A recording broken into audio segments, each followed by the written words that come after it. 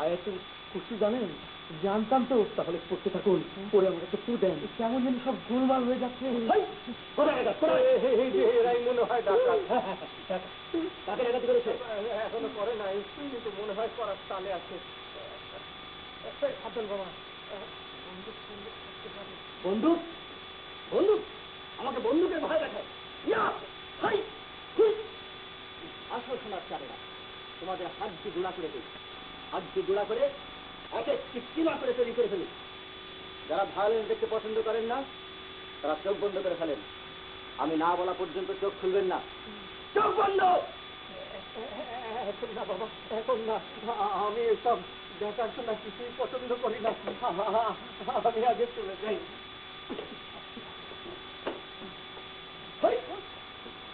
বাইরে এক বালতি পানি রেডি রাখো, রক্ত ফক্ত ধুয়ে ফেলতে হবে। হ্যাঁ, অলমা মনে থাকলে পড়ে ফেলো শোনার চানেরা, কারণ একটু পরেই লালে লাল হয়ে যাবে। বাবা মা ভুল করে নাম লিখে ফেলেছে সবুজ, লাল রাখা উচিত ছিল।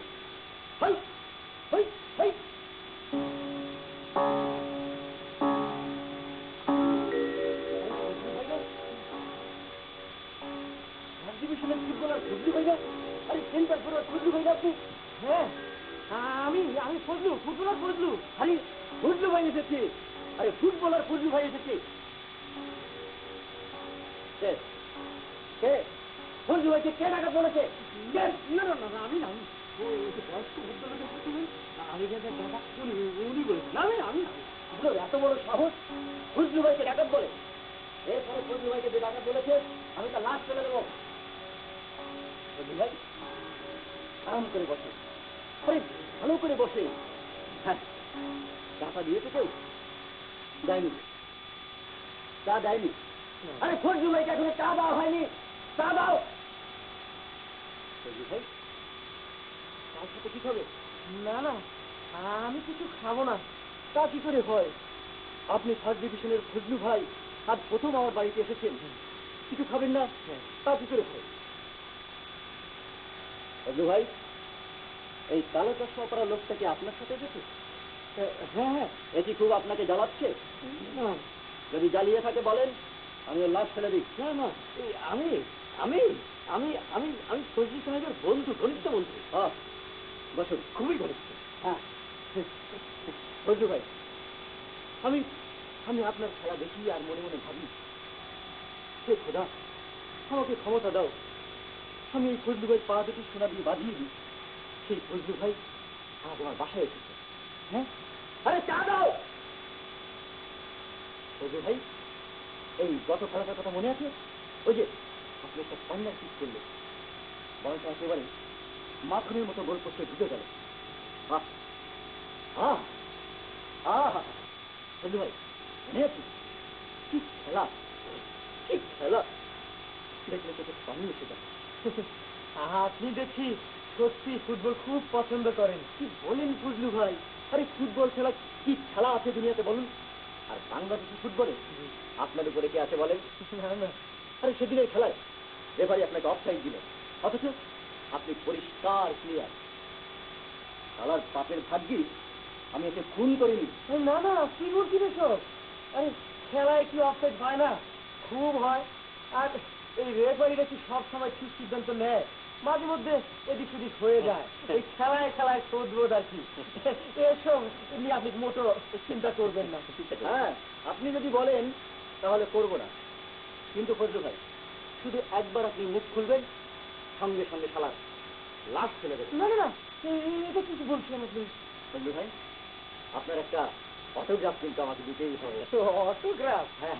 আচ্ছা ঠিক আছে, দেবো। হ্যাঁ, তার আগে বলেন কি খাবে? বুঝলি বুঝলি ডগলুল, ইয়াহু চিৎকার করে দুই হাত উপরে তুলে খামচি দেওয়ার মতো করে আস্তে আস্তে এগিয়ে আসে, একেবারে বিভীষিকার মতো। জানিস, ছেলেবেলায় ভালো খেলাধুলা করেছি বলে হাতটা আমার শক্ত, নয়তো হার্ট অ্যাটাক হয়ে যেত। কি ভয়ঙ্কর অবস্থা! আরে কেন এসব কথা মনে করছিস? ভুলে যা না। কেমন করে ভুলবো? বলা কি এতই সহজ? চোখ বন্ধ করলেই দেখি তুই হাত তুলে দাঁত কিরমির করে উড়ে বাবারে দে দুইটা ট্যাবলেট। তাড়াতাড়ি দে। ভয় পেলি যে হঠাৎ জ্বর উঠে গেল? হ্যাঁ, নে এই দুটা নে। ভাই অনুগ্রহ করে একটু পানি, একটু পানি দেন।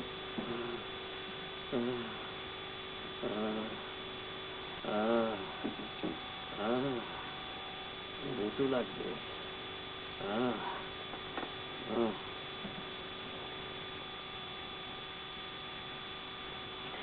অনুগ্রহ করে।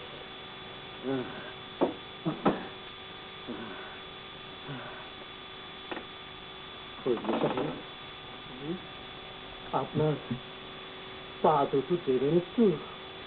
ধরে বসে থাকি। এই পা দুটো না থাকলে কি হতো?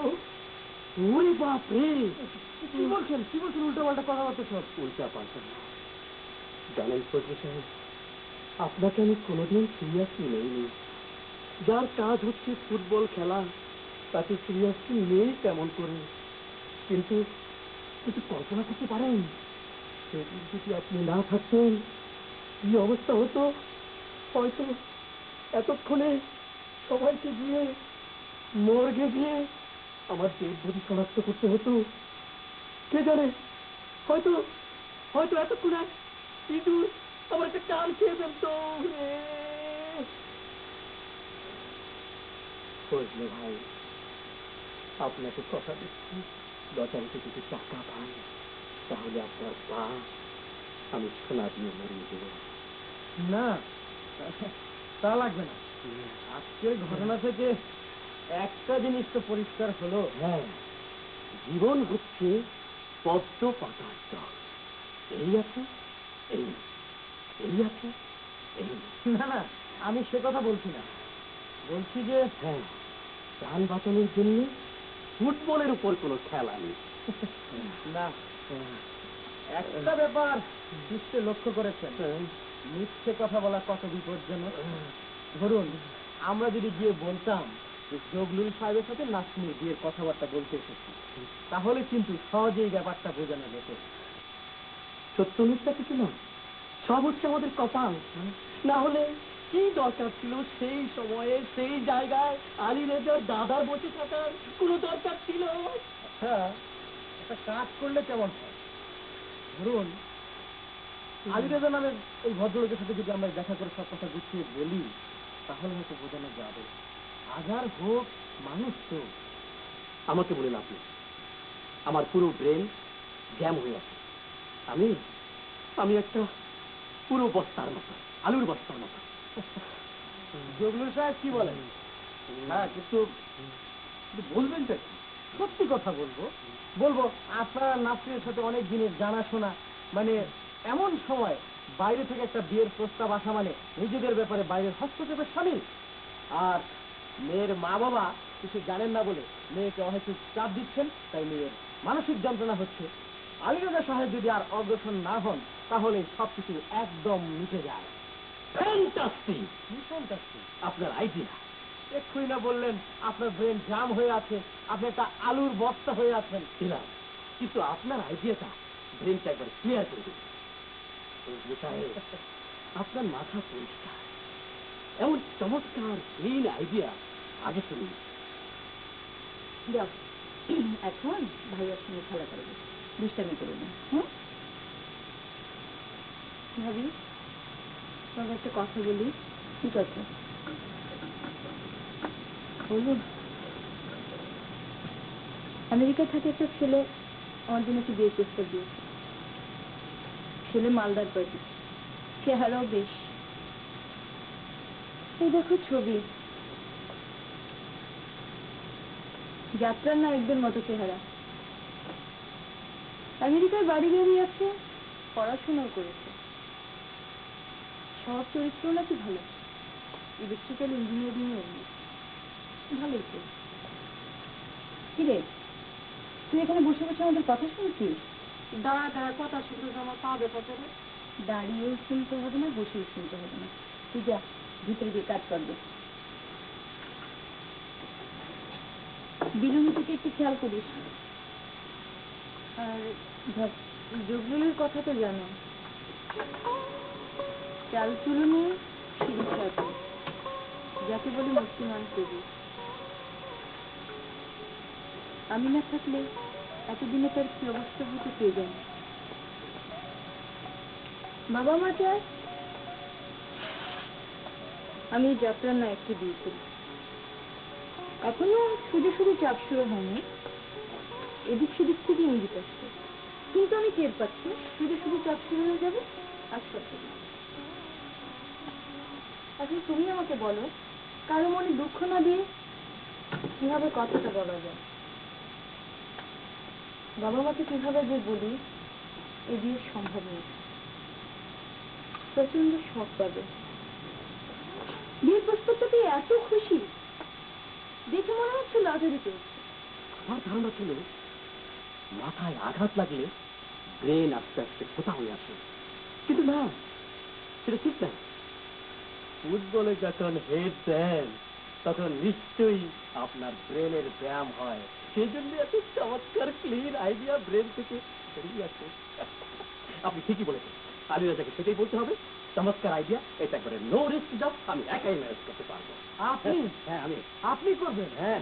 শুনলে বলছেন আপনার শরীর খারাপ। এখন বেশ ভালোই লাগছে। আবার হয়তো শরীর খারাপ করবে, এটা বরং অন্য কেউ। কি বলছেন আপনি? এটা আমার প্রজেক্ট নাম্বার 201, আমার তো দায়িত্ব আছে না। আসুন পুরো ব্যাপারটা একবার প্র্যাকটিস করে নিন। প্র্যাকটিস? হ্যাঁ প্র্যাকটিস। জগলুল, তুই ওখানে দাঁড়া, তুই আলী রেজা দাঁড়া। হ্যাঁ দাঁড়ান, দাঁড়া। আমি এসেছি তোর বাসায় দেখা করতে। এটা আবার কি? Calling bell. তুই এসে দরজা খুলে দিলি। এবার কথা বল। বলবোটা কি? বল। কেউ বাড়িতে এলে কি বলে বল।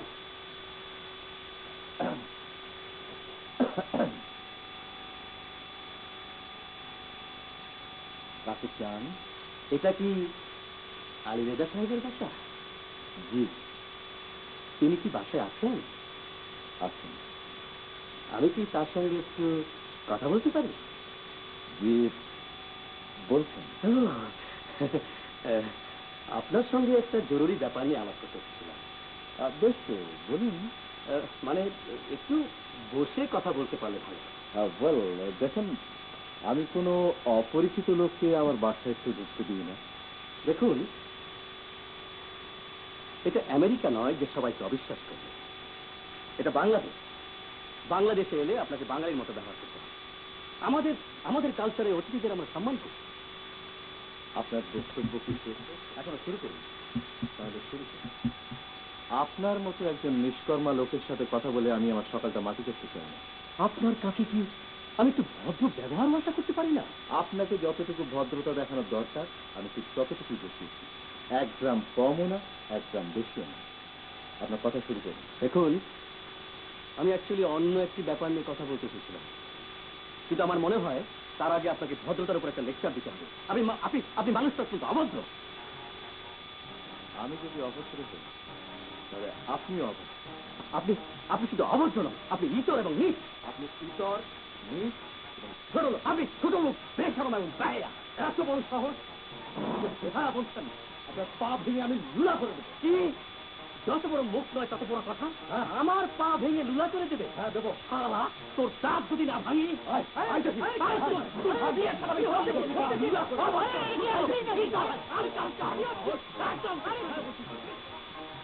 প্রেম ভালোবাসা খুব ভালো জিনিস,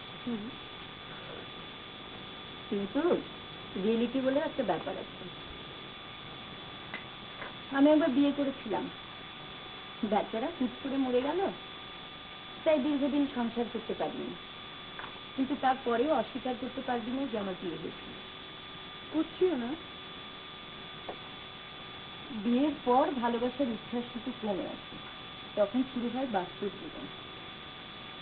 বাস্তব জীবন মানে বুঝলি তো, এই ভ্রমণের সময় নাক ডাকে কিনা, একটা ময়লা গেঞ্জি 1 মাস পরে থাকে কিনা, মাসের শেষে হাতে টাকা পয়সা থাকে কিনা, টাকা পয়সা খরচ করতে কিস্তিনি করে কিনা, লোকজনের সামনে ম্যাচের কাঠি দিয়ে দাঁত ফোটে কিনা, এইসব। বলে যাও। এসব আসলে খুব ইম্পর্টেন্ট জিনিস। যদি সত্যিকার ভালোবাসা থাকে আর দুজনের জন্য দুজনের সম্মানবোধ থাকে তাহলে কোনো সমস্যা নেই। দুজনে খানিকটা ত্যাগ স্বীকার করে মানিয়ে নেয়। কিন্তু যদি তা না থাকে তাহলেই সমস্যা। তাই বলছিলাম, তুই যে জগলুকে বিয়ে করতে চাইছিস, সেটা কি তার জন্য করুণা কিংবা সে ধরনের কিছু না? তো ভাবি, তুমি মাস্টারি করতে করতে একেবারে মাস্টারদের মতো করে কথা বলতে শিখে গেছে। না রে, ঠাট্টা না। আসলে যেটা দরকার সেটা হচ্ছে সম্মানবোধ। ভাবি, আমি তোমার মতো এত সুন্দর করে কথা বলতে পারি না, ভাবতেও পারি না, তবু খানিকটা শিখেছি। তুমি নিশ্চিন্ত থাকো। ঠিক তো? ঠিক। তাহলে সমস্যাটা কোথায়? একমাত্র সমস্যা বাবা মাকে বলো। ভাবি, তুমি একটু বাবা মাকে বুঝিয়ে বলবে। আমি? হ্যাঁ ভাবি, বলবে যে ওই যাত্রা হয় কোথাও না কোথাও একজন নায়িকা পেয়ে যাবে। আমি ভাবি জগলুকের গলাতে স্কুল থেকে। আমি বলবো সেটা? হ্যাঁ। কেন জানি না তোমার কথা সবাই গুরুত্ব দিয়ে শুনে, দেখে আমার মাঝে মাঝে হিংসাই হয়। আমাকে দেখে তোর হিংসে হয়?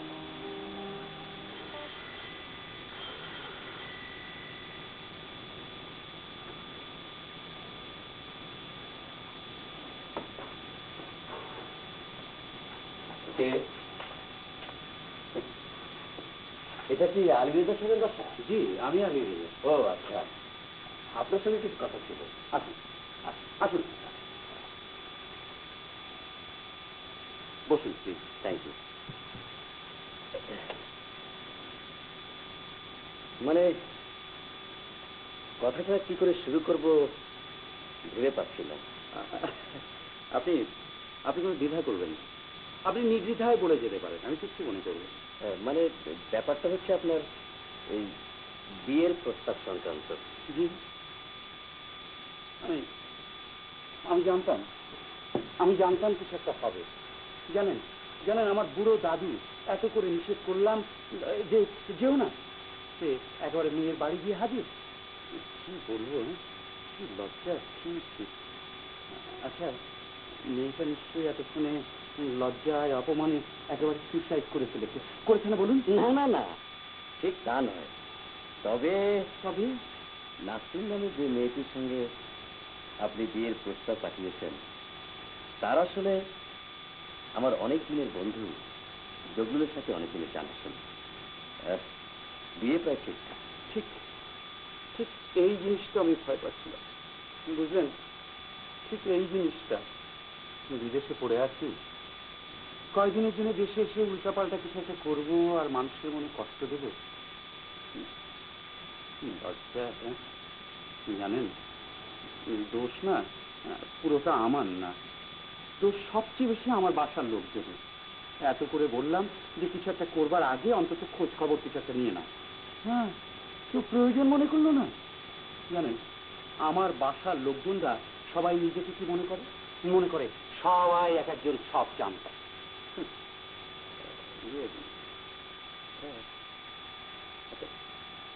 এখন কি হবে বলুন তো ভাই? আপনি ব্যস্ত হচ্ছেন কেন? ব্যস্ত হওয়ার কিছু নেই। আপনারা যদি আর অগ্রসর না হন তাহলে তো সব মিটে যায়। I mean case complete. Case complete? জি। আপনি সত্যি বলছেন তো? জি, সত্যি বলছেন।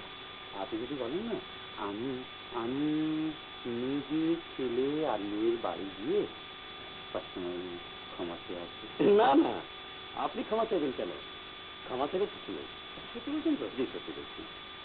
ওরা দুজনে আমার পরিচিত, ওদের আমি জানি। আপনার ক্ষমা চাইতে বলি। আপনি আপনি আমার এখানে এসে সব কথা বলে যে একটা উপকার করলেন, আপনাকে কি বলে ধন্যবাদ দেবো? এই দেখুন, কথা বলতে বলতে আপনার নামটাই জিজ্ঞেস করা হলো না। আমার নাম জি, আমার নাম নিজাম হোসেন। আমি এখানে কলেজে ফিজিক্স পড়াই। ফিজিক্স পড়ান? জি। আমি আমি আলু হ্যালো মিস্টার রোজিয়া।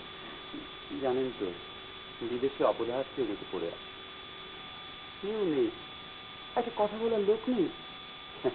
আপনার সঙ্গে পরিচয় হলো, কি যে খুশি হলাম। আপনি কিন্তু মাঝে মধ্যে আসবেন, কেমন? আচ্ছা, আমি যদি কখনো আপনার বাসায় যাই, আপনি বিরক্ত হবেন? না না, বিরক্ত হবো কেন, বড় খুশি হব। আমার অনেক বন্ধু বান্ধব আছে, তাদের সাথে আমার পরিচয় করে দেবো। আপনি পরিচয় করে দেবেন? আপনি চা খান তো? জি খাই। ইয়ে, কত চামচ চিনি? চিনি আমি একটু বেশি খাই, 4 চামচ। দুধ মিষ্টি? জি খাই। আপনি বসুন, চট করে চাটা বানিয়ে নিন, কেমন? আপনি বানাবেন মানে?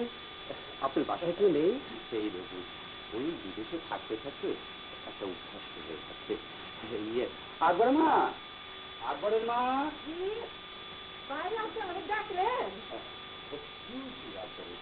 কিন্তু খুব ব্যস্ত। কেন ভাই? এই একটু একটু চায়ের কথা বলতাম। ব্যস্ত থাকলি কি, আমার কামই তো চা বানাবি। ইয়ে, তাহলে তুমি আমাদের জন্য একটু চা বানিয়ে আনো, কোনো অসুবিধা হবে না তো? কি যে বলেন ভাই, আপনার কথা আমার স্মরণ করে। অসুবিধার কি আছে? আপনার লেগে চা বানাবো না তো কার লেগে চা বানাবো? যাই, আমি চা বানিয়ে যাই। ইয়ে, আকবরের মা, একটু একটু সাবধানে চা বানিয়ে। তোমার কেটলিটার যা অবস্থা। আচ্ছা আকবরের মা, তোমাকে কেউ একটা কেটলি কিনে দেয় না কেন? এটা কত দিনে পুরানা কেটলি, এর ভিতরে চা পাতা দিতে হয় না, পানি গরম করলেই গরম। ইয়ে, আকবরের মা, আমাদের জন্য যে চাটা তুমি বানাবে, ওর মধ্যে কি পাতা ঢেলে দিও, কেমন? সেটা কম লাগবে না, কখন পাতি দিতে হয় কখন পাতি দিতে হয় সেটা আমি জানি। যাই, আপনাদের লেগে চা বানাই যায়। হরিণ সপুন চরণ সোনার হরিণ চাই, আমার সোনার হরিণ চাই।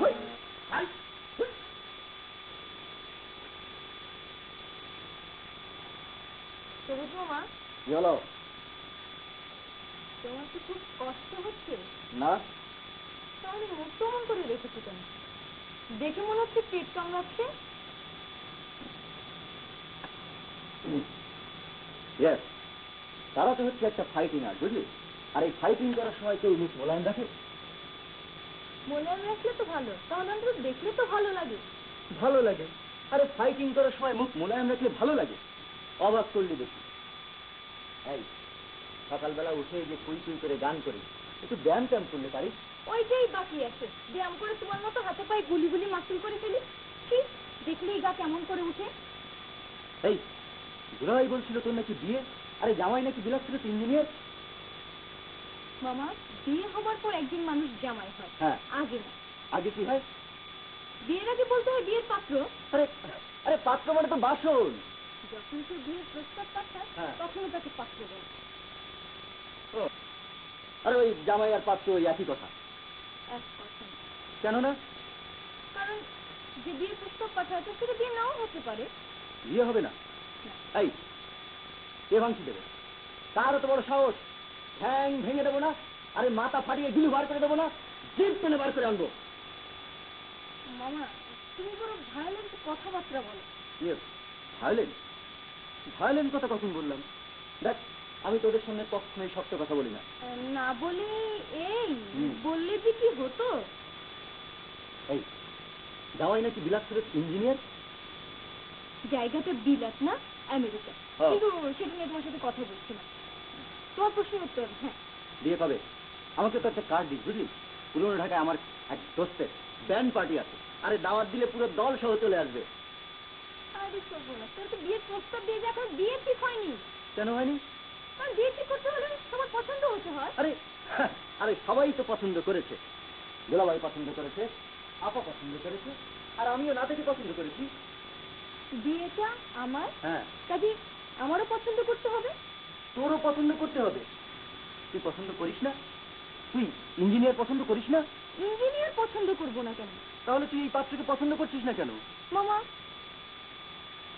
এই মানুষটাকে দেখলে শুনলে হয়তো আমি পছন্দই করব, হ্যাঁ, কিন্তু বিয়েটা অন্য ব্যাপার।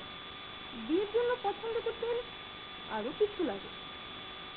তাহলে তুই বলছিস তুই লোকটাকে পছন্দ করিস, কিন্তু তাকে বিয়ে করবি না? পছন্দ করলে বিয়ে করে ফেলতে হয় না? তাহলে বিয়ে করতে হয় কাকে? যাকে পছন্দ করিস না। আমি কি সেটা বলেছি? তাই তো বললি, যাকে পছন্দ করিস তাকে বিয়ে করবি না, আর যাকে বিয়ে করবি তাকে পছন্দ করিস না। আর যাকে বেশি পছন্দ, মাথাটা ধরে গেল। এই পানিটা দে তো। কেন? মাথাটা ধরে গেছে, গরম হয়ে গেছে। বেশি চিন্তা করলে আমার মাথাটা ঝিমঝিম করে। আমি ইচ্ছা করে শোন, তুই আর কখনো তোর জামাইয়ের কথা আমার কাছে বলতে আসবি না। আমি কখন এসেছি? তুমি তো জিজ্ঞেস করলে। জিজ্ঞেস করলেও বলবি না। একটা সব যন্ত্রণা, যা এখান থেকে।